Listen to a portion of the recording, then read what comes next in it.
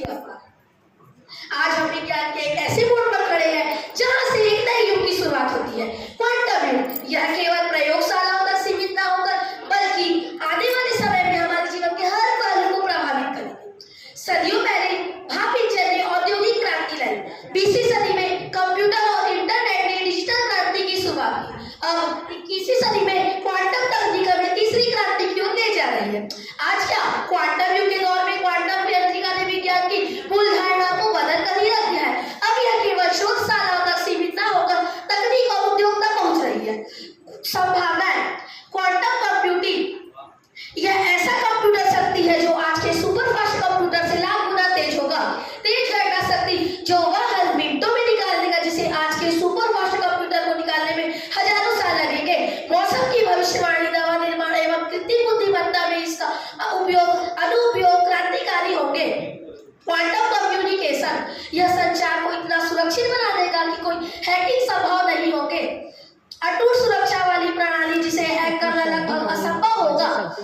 हमारे देश की सुरक्षा व्यवस्था और बैंकिंग सिस्टम में इसका अमूल्य योगदान क्रांतिकारी होंगे।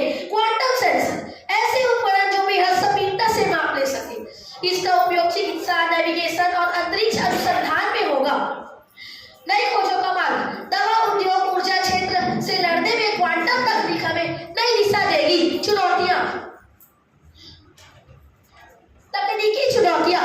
क्वांटम कंप्यूटर को लगभग शून्य तापमान पर रखना पड़ता है, जो बेहद कठिन और महंगा है।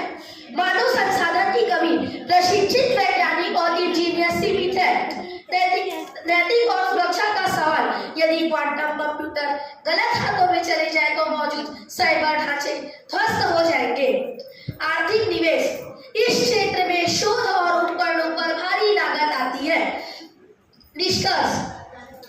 क्वांटम युग अवसरों से भरा है, लेकिन चुनौतियों से कम नहीं। हमें शिक्षा, अनुसंधान और नैतिकता तीनों स्तर पर सजग होकर रहना पड़ेगा। तभी हमें यह अकल्पनीय प्रगति भी दे सकता है और गंभीर खतरे भी। इसीलिए हमें शिक्षा, अनुसंधान और नैतिकता तीनों स्तर पर सजग होकर रहना पड़ेगा।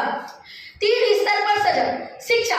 ऐसे विद्यार्थी तैयार हो जिन्हें विज्ञान, गणित, तकनीक की गहराई से समझ हो।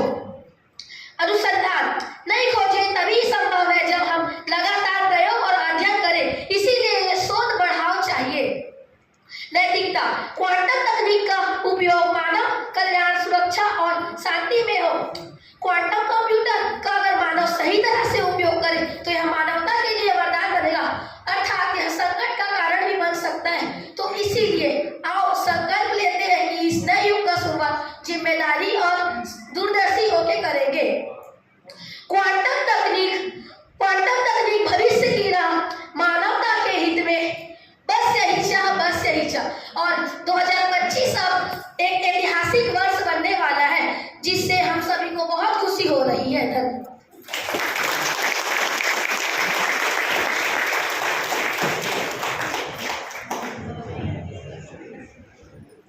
धन्यवाद शिव मुंडा। आपका प्रश्नकाल। अच्छा शिवम, अपनी प्रस्तुति तो अच्छी दी और अपनी चाह भी बताई कि आप चाहते हैं कि कंप्यूटर ये जो है आपका